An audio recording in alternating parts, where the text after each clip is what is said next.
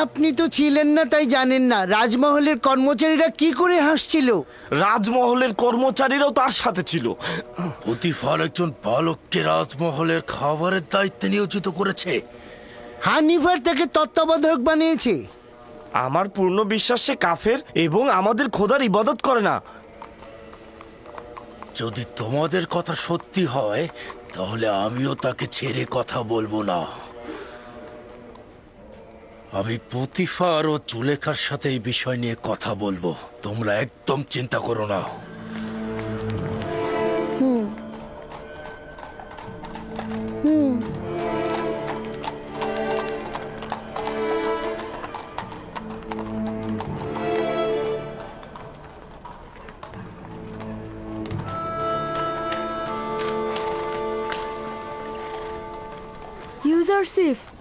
ইউজারসিফ, তোমার সঙ্গে কথা আছে।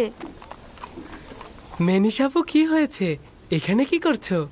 তুমি আমাদের খোদার ইবাদত করো না কেন? তুমি কি কাফের? তোমার উদ্দেশ্যটা কি? পুরোহিত খুপুকে বলছিল যে তুমি নাকি কাফের, আর এটা যদি প্রমাণিত হয় তবে তারা তোমাকে জীবিত রাখবে না। যদি আমার খোদা না চায় তাহলে কোনো কিছুই হবে না। তার মানে কি তুমি সত্যি সত্যি কাফের?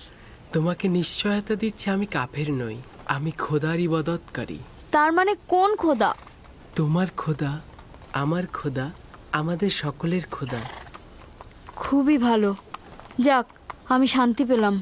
তুমি কি জানো খোদা তাআলা তোমাকে নাজাতের জন্য আমাকে পাঠিয়েছে?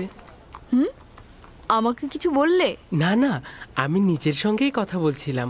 কিছু হয়নি, তুমি যাও। এসো আমরা খেলা করি। আচ্ছা ঠিক আছে, আমি আসছি।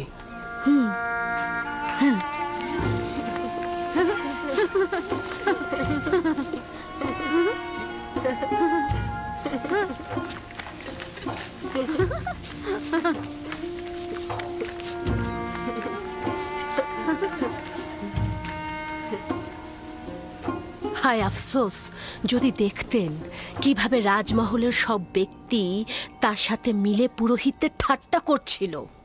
কিভাবে একজন বালক ইবাদতখানার পুরোহিতগণের ঠাট্টা এবং উপহাসের কারণ হলো? কারণ ও প্রতীকীভাবে বলছিল পুরোহিতগণ খোদার নামে খাদ্য সংগ্রহ করে নিজেরাই তা ভক্ষণ করে।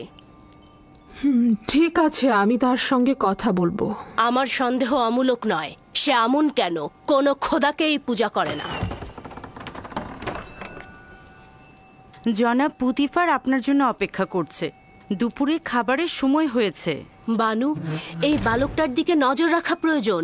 যদি ইবাদতখানার মালিক ক্রোধান্বিত হয় তাহলে তার সাথে সাথে আমরাও বিপদে পড়ব।